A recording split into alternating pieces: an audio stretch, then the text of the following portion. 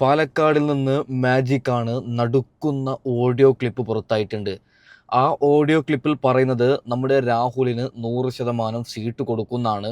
ഒരു നല്ലൊരു രാഷ്ട്രീയ ചാനലിൽ നിന്നാണ് ആ ഒരു ഓഡിയോ ക്ലിപ്പ് വന്നത്.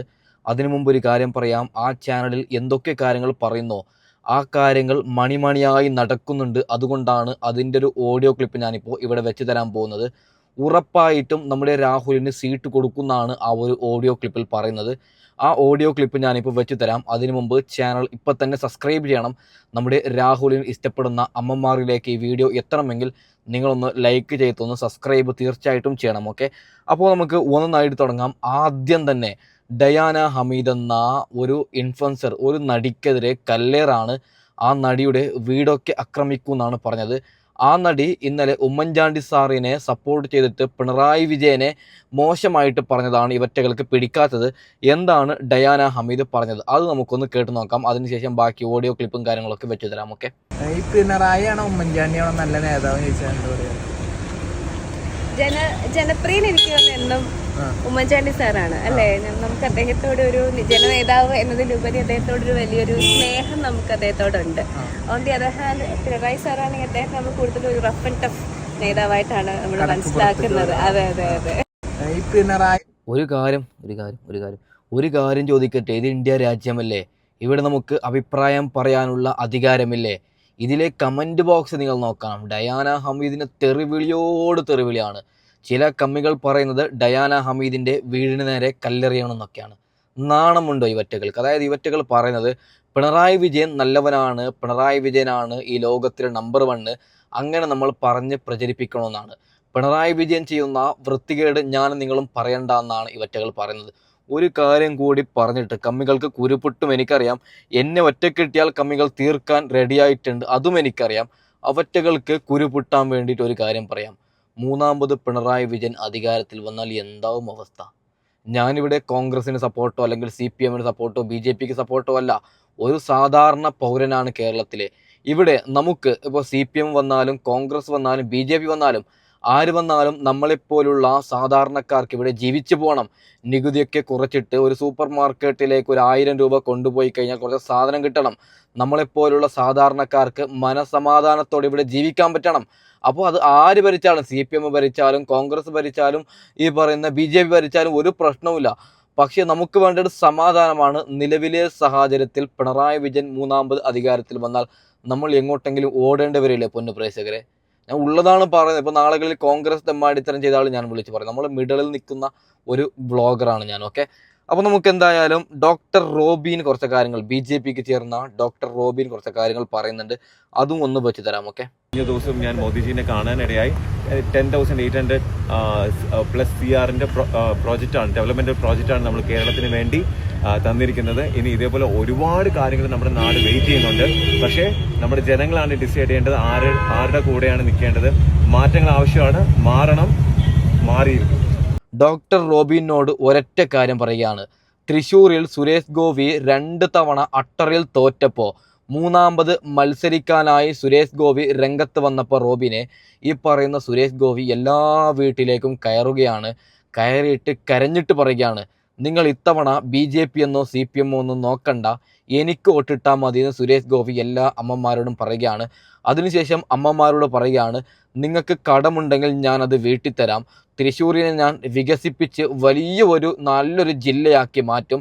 എന്നെ ഒന്ന് നിങ്ങൾ ജയിപ്പിച്ചാൽ മതി. നരേന്ദ്രമോദിയാണ് കേന്ദ്രത്തിൽ ഭരിക്കുന്നത്. അതുകൊണ്ട് ഞാൻ ജയിച്ചാൽ ഞാൻ എന്തൊക്കെയോ മാറ്റം ഇവിടെ കൊണ്ടുവരുമെന്നൊക്കെ പറഞ്ഞിട്ടാണ് ഈ പറയുന്ന സുരേഷ് ഗോപി അവിടെ വിജയിച്ചത്. എന്നാൽ ഡോക്ടർ റോബിനെ ഈ പറയുന്ന സുരേഷ് ഗോപി അവിടെ വിജയിച്ചത് തൃശ്ശൂർ പൂരം കലക്കിയിട്ടെന്നും പറയുന്നുണ്ട്. ആ വിഷയത്തിലേക്ക് ഞാൻ കടക്കുന്നില്ല. എന്നാൽ ഡോക്ടർ റോബിനെ സുരേഷ് ഗോപി ജയിച്ചതിന് ശേഷം തൃശ്ശൂരിലേക്ക് 1 മാസത്തിൽ 1 തവണ പോലും തിരിഞ്ഞു നോക്കുന്നില്ല എന്നാണ്. 1 തവണ പോലും വരുന്നില്ല. തൃശ്ശൂരിന് ഞാൻ അങ്ങനെ ചെയ്യാം ഇങ്ങനെ ചെയ്യാം എന്നൊക്കെ പറഞ്ഞ ഈ സുരേഷ് ഗോപി ജയിച്ചിട്ട് ഇത്ര വർഷമായിട്ടും ഒരു സംഭവം പോലും ചെയ്തിട്ടില്ല. മാത്രമല്ല എത്രയോ അമ്മമാരോട് ഈ പറയുന്ന സുരേഷ് ഗോപി നിങ്ങളുടെ ജപ്തി ഞാൻ ഒഴിവാക്കാം, കടം ഞാൻ വീട്ടിൽ തരാമെന്നൊക്കെ പറഞ്ഞ സുരേഷ് ഗോപി ഒരുത്തൻ്റെ കടം പോയിട്ട് ഒന്നും വീട്ടിൽ കൊടുത്തിട്ടില്ല എന്നാണ് കേട്ടത്. പിന്നെ നിങ്ങൾക്ക് വോട്ടിടോ BJP-ക്കാരാ ഡോക്ടർ റോബിനെ? നീ എന്നല്ല ആര് മത്സരിച്ചാലും നാളുകളിൽ ഇപ്പോൾ ഇതേ രാഹുൽ മാങ്കൂടത്തിൽ BJP-യിൽ മത്സരിച്ചാൽ ഒരുപക്ഷെ തോക്കും. ഓക്കെ, അതായത് BJP നിങ്ങൾ ജയിച്ചാൽ എന്തെങ്കിലും ചെയ്ത് കാണിക്കണം. ഒരൊറ്റ സീറ്റാണ് തൃശ്ശൂരിൽ സുരേഷ് ഗോപിക്ക് കിട്ടിയത്.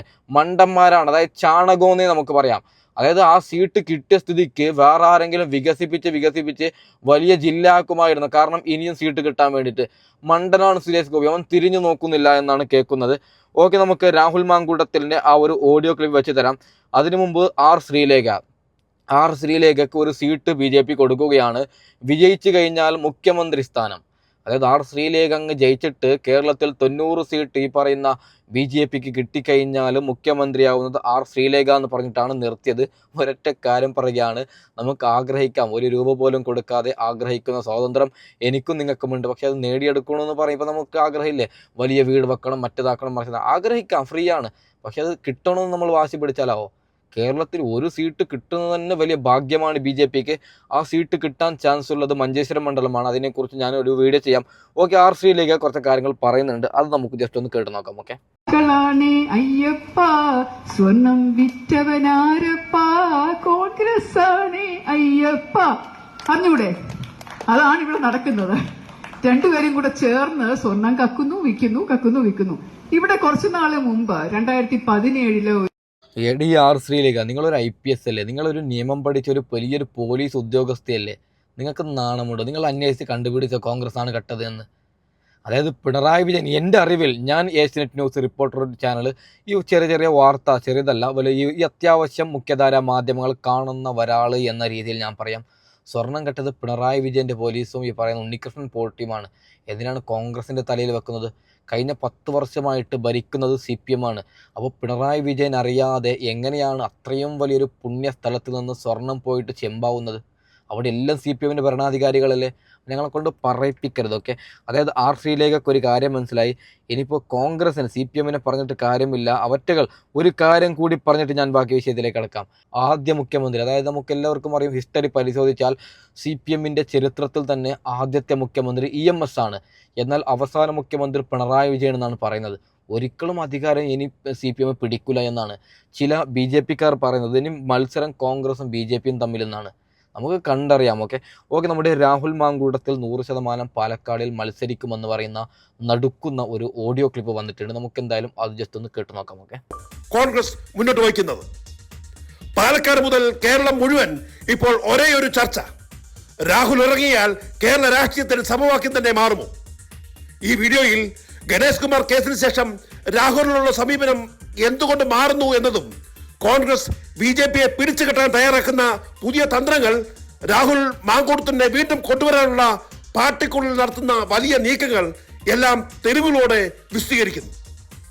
ഒരു കാര്യം ഞാൻ ഇപ്പോൾ തന്നെ തുറന്നു പറയാം, ഉറപ്പാണ് രാഹുൽ അടുത്ത നിയമസഭാ തെരഞ്ഞെടുപ്പിൽ രാഹുൽ മാങ്കൂട്ടത്തിൽ മത്സരിക്കണമെന്ന ആവശ്യം പ്രവർത്തകരിൽ നിന്നും, യുവജനങ്ങളിൽ നിന്നും, അമ്മമാരിൽ നിന്നും, ഒന്നും പറയേണ്ട കൊച്ചു കുട്ടികളിൽ നിന്നും വരെ ശക്തമായി ഉയർന്നുകൊണ്ടിരിക്കുകയാണ്.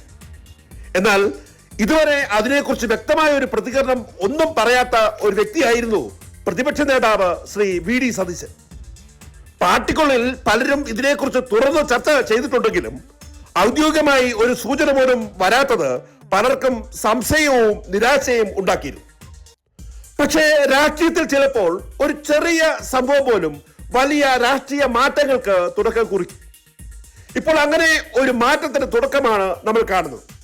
കാരണം മന്ത്രി ഗണേഷ് കുമാറിന്റെ ഭാര്യ ഉയർത്തിയ ഒരു വലിയ വിവാദം.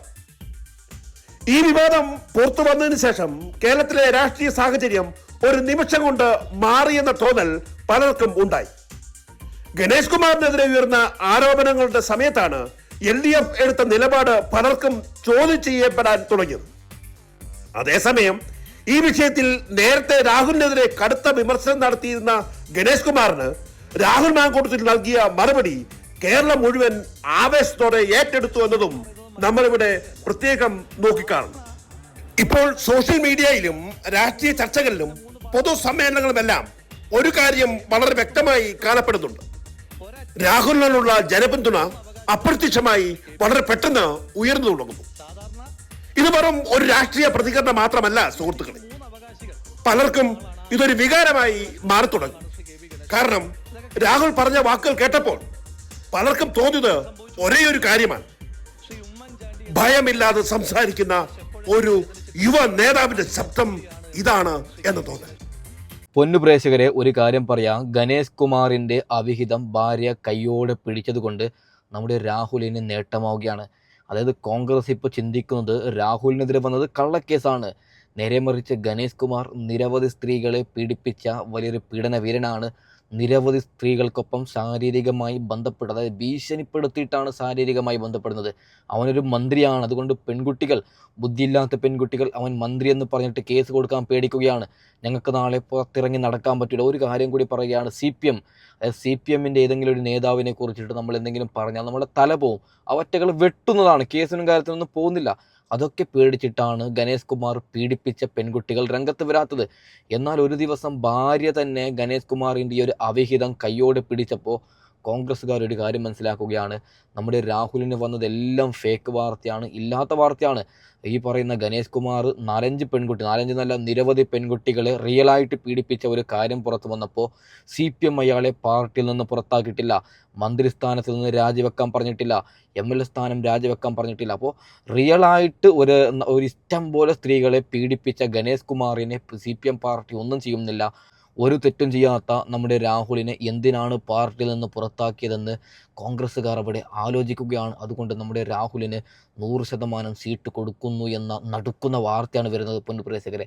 അതിനെക്കുറിച്ചിട്ട് എന്തെങ്കിലും ശക്തമായ തെളിവ് കിട്ടുകയാണെങ്കിൽ ഞാൻ ഉറപ്പായിട്ടും അറിയിക്കാം. ഒരു കാര്യം കൂടി പറയുകയാണ്, നിങ്ങൾ ഈ ഒരു വീഡിയോ ദൃശ്യം കാണണം. നമ്മുടെ രാഹുൽ പാലക്കാടിൽ ഇറങ്ങിയെന്ന നടുക്കുന്ന വാർത്തയാണ്. പ്രചാരണത്തിന് ഇറങ്ങിയെന്ന് ഉറപ്പായിട്ടും സീറ്റ് കിട്ടാനുള്ള എല്ലാ സാധ്യതയുമുണ്ട്. മുമ്പ്, അതായത് ഒരു 10 ദിവസം മുമ്പ് രാഹുലിന് സീറ്റ് കൊടുത്താൽ CPM ഡിഫെൻഡ് ചെയ്യും, എന്തിന് കൊടുത്തു എന്നൊക്കെ പറഞ്ഞിട്ട്. ഇപ്പം അങ്ങനെയല്ല. CPM-ൻ്റെ വലിയ നേതാവ് തന്നെ പീഡന കേസിലെ പ്രതിയാണ്. വലിയ കേസാണ് CPM-ൻ്റെ നേതാവിനായത്. അപ്പോൾ എന്തിനാണ് കോൺഗ്രസ് പേടിക്കുന്നത്? അതായത് രാഹുലിനെതിരെ വന്നത് കള്ളക്കേസാണ്, അവിടെ റിയലായിട്ട് സ്വന്തം ഭാര്യ തന്നെയാണ് രംഗത്ത് വന്നത്. അതുകൊണ്ട് നമ്മുടെ രാഹുലിന് സീറ്റ് കിട്ടുന്നു എന്ന നടുക്കുന്ന വാർത്തയാണ് പൊന്നു പ്രേക്ഷകരെ വരുന്നത്. ഇതിനെക്കുറിച്ച് കൂടുതലായിട്ട് എന്തെങ്കിലും വരികയാണെങ്കിൽ ഒരു വാർത്തയും കൂടിയുണ്ട്. നമ്മുടെ ഹാസ്മി താജ് ഇബ്രാഹിം നല്ല രീതിയിൽ പൊട്ടിത്തെറിച്ച് രംഗത്ത് വന്നിട്ടുണ്ട്. അതും കൂടി നമുക്കൊന്ന് കേട്ട് നോക്കാം. ഓക്കെ. ഒരിക്കൽ കൂടി അഴുകിയ സോളാർ നാളുകളുടെ ഓർമ്മകൾ കേരളത്തെ ഗ്രസിക്കുന്ന ദിവസങ്ങളാണ്. അത് പക്ഷേ അക്കാലം പോലെ ഇല്ലാക്കഥകളുടെയും ഭാവനകളുടെയും നാവുന്ന പണ്ടോരപ്പെട്ട് തുറക്കലല്ല. അത് ജനക്കൂട്ടത്തെ ശ്വാസമാക്കി മാറ്റിയ കേരളം ഇന്നോളം കണ്ട ജനകീയ തലപ്പൊക്കങ്ങളിൽ കേരളം ഇന്നോളം കണ്ട മികച്ച മുഖ്യമന്ത്രിമാരുടെ നിലയിൽ പിന്തുണക്കാരനായ ഒരു നേതാവിനെ അധിക്ഷേപങ്ങളിൽ ആവിയാക്കി കളയാൻ കടവേരറുത്തിട്ട് രാഷ്ട്രീയ കൊലപാതകം നടത്താൻ നടത്തിയ ഒരു നെറുകെട്ട രാഷ്ട്രീയ നീക്കങ്ങൾ അക്കമിട്ട് പറയലാണ് CBI. കൊടിയ തട്ടിപ്പിലും വഞ്ചനയിലും വ്യാജരേഖയിലും മഹാപർവ്വതമാക്കിയ കേവലം ഒരു മൺകുറ്റാണ് സോളാറെന്നും എന്റെ മരണശേഷമെങ്കിലും സത്യം പുറത്തു വരുമെന്നും ഒരു പ്രവാചക ശബ്ദത്തിൽ വേദനിക്കുന്ന ആത്മകഥയിൽ കാലം സാക്ഷിയിൽ ഉമ്മൻചാണ്ടി അന്നൊരു കൊടുങ്കാറ്റ് വീശകാൽ തെറ്റ് ചെയ്തിട്ടില്ലെന്നും മനസ്സാക്ഷിക്കരത്തിൽ അക്ഷോഭനായ എന്ന നേതാവിന് രാഷ്ട്രീയ വേട്ടയ്ക്കെതിരെയുള്ള പിന്തുണ എന്നോണം കേരളം കൊടുത്ത ആദരവ് കൂടിയാണ് ആ വിലാപയാത്ര ഒഴുകിയെത്തിയ ഒരു മഹാസമുദ്രം മുത്തന്റെ പുതുപ്പള്ളിയിൽ കൊടുത്ത സമാനതകളില്ലാത്ത ഭൂരിപക്ഷം. ഒരു അന്യായ വിധിയിൽ മനുഷ്യപുത്രനെ കുരിശേറ്റാൻ എറിഞ്ഞു കൊടുത്ത് ഈ രക്തത്തിലേക്ക് പങ്കില്ല എന്ന് കൈകഴുകി തീരത്തത്തിനെ ഓർക്കുകയാണ് സർക്കാരിനെ കൊണ്ട് പ്രതിപക്ഷ നേതാവ്. വീട്ടിലെ പെൺകുട്ടികളെ അടക്കം പൊതുമത്തയിൽ സഭയ്ക്കകത്തും പുറത്തും പരിശോധിച്ച സോളാർ ആരോപണങ്ങൾ ഇടത് അധികാരവാഴ്ചയ്ക്ക് രാഷ്ട്രീയമായി അരക്കഴിഞ്ഞ് തെളിവില്ലാത്ത ലൈംഗിക പരാതി ഉമ്മൻചാണ്ടിക്കെതിരെ കേസെടുക്കാൻ തീരുമാനിച്ച ഉപതെരഞ്ഞെടുപ്പിൽ തൊട്ടുകുപ്പാണെങ്കിൽ വേങ്ങര തെരഞ്ഞെടുപ്പിൽ അന്ന് രാവിലെ പിണറായി വിജയൻ വകയൊരു കുറ്റപത്രവായന കേരളം കേട്ടുവെങ്കിൽ CBIക്ക് വിടാനുള്ള തീരുമാനം ഒരു നിയമസഭാ തെരഞ്ഞെടുപ്പിൽ തൊട്ടുമുൻപെങ്കിൽ ശരിയായ നിലവുകളിൽ ആ അവതാരത്തിന്റെയും ഉമ്മൻചാണ്ടിയുടെയും പ്രയോഗിച്ച കോലങ്ങൾ ചുറ്റി എഴുന്നള്ളപ്പെട്ടെങ്കിൽ ഉമ്മൻചാണ്ടിയുടെ ചോരയിൽ പങ്കിൽ നെഞ്ചിൽ ഉപയോഗിച്ച് പറയുമോ പിണറായി കൂടെയുള്ളവരായിരുന്നെങ്കിലും അല്ലെങ്കിൽ അദ്ദേഹങ്ങളുടെ ഭാവനാശക്തികൾ കോട്ടകത്തിൽ കെട്ടുകാരിയവർ ഒരിക്കലൊന്നും പുതുപ്പള്ളി സെന്റ് ജോർജ് പള്ളിയിൽ പോകണം. ചെയ്തുകൂട്ടി അപരാധങ്ങൾക്ക് ഒരു പരിഹാരമെന്ന് പറഞ്ഞാൽ കല്ലറയ്ക്ക് മുന്നിൽ മാപ്പ് എന്ന് ഉച്ചരിച്ച് 2 മെഴുകുതിരി കത്തിക്കണം. മരിക്കുവോളം പച്ചക്കള്ളത്തിന്റെ പരമാവധിയിൽ നായാടിയവർക്ക് പുതുപ്പള്ളി കൊടുത്ത മുഖമടച്ചടിയാണ് പോയ തെരഞ്ഞെടുപ്പിലെ വിസ്മയ ഭൂരിപക്ഷം. അത് കാലത്തിന്റെ കാവ്യരീതി. അതുമാത്രമല്ല, ഒക്കെയും നേരിൽ കണ്ടതാണ്. അന്ന് മുഖ്യമന്ത്രി ഒരു കള്ളിക്കേലി കൊടുത്താണെന്ന് മാടക്കടയിൽ തൂക്കിയിട്ട് വിൽക്കുന്ന ഏതോ അശ്ലീല മാസികയിലെ മദന കാമരാജ കഥകൾ പച്ചക്കള്ള മുളുപ്പില്ലാതെ വന്ന PC ജോർജിനെയും അട്ടക്കുളങ്ങരയിലെ 19 പേജുള്ള ഒരു കത്ത് പെറ്റുപെരുകിയ കാളകൂട വഞ്ചനയിൽ ഒറ്റുകാരുടെ പരിവേഷത്തിൽ നിൽക്കുന്ന രാഷ്ട്രീയക്കാരെയും കേരളത്തിന്റെ മുന്നണി രാഷ്ട്രീയം ഒരു കൈപ്പാടകൾ നിർത്തണം എന്നും കൂടി പറയാതെ പറയലാണ് കോടതി സമക്ഷമിരിക്കുന്ന CBIയുടെ കണ്ടെത്തലുകൾ. ഒരു നിരപരാധിയുടെ മനപ്പിലാക്കി വാതുറന്നാൽ വർഗീയത മാത്രം പറഞ്ഞ് പൂഞ്ഞാറിലങ്ങ് അസ്തമിച്ചു പോയി ജോർജിനെ പോലെ പരാജയങ്ങൾ ഏറ്റുവാങ്ങി കേരളത്തിന്റെ രാഷ്ട്രീയ മണ്ഡലത്തിൽ അഭയമില്ലാതെ അലയട്ടെ അധർമ്മികൾ വഞ്ചനയുടെ വക്താക്കൾ. ഓക്കെ, നമ്മുടെ ഹാസ്മി പറഞ്ഞത് കമ്മികൾക്ക് നല്ലോണം കൊണ്ടിട്ടുണ്ട്. ഇതാണ് ഒരു ആണ്, അതായത് ഉമ്മൻചാണ്ടി സാറിനെ കുടുക്കിയത് കോൺഗ്രസ്സുകാർക്ക് അറിഞ്ഞിട്ടും രാഹുലിനെതിരെ വന്ന കള്ളക്കേസിനെ എന്തുകൊണ്ട് അവറ്റകൾ ഡിഫെൻഡ് ചെയ്തിട്ടില്ല? ഇത്രയും വലിയൊരു കള്ളക്കേസ് ഉമ്മൻചാണ്ടി സാറിന് വന്നത് അറിഞ്ഞിട്ടും എന്തുകൊണ്ടാണ് രാഹുൽ വിഷയത്തിൽ ഇവറ്റകൾ ഇടപെട്ടിട്ടില്ല? അപ്പോൾ എന്തായാലും നമ്മുടെ രാഹുലിന് സീറ്റ് കൊടുക്കുന്നു എന്ന നടക്കുന്ന വാർത്തയാണ് വരുന്നത്. അതുകൊണ്ട് തൽക്കാലം വൈൻഡപ്പ് ചെയ്യുകയാണ്. Okay, by.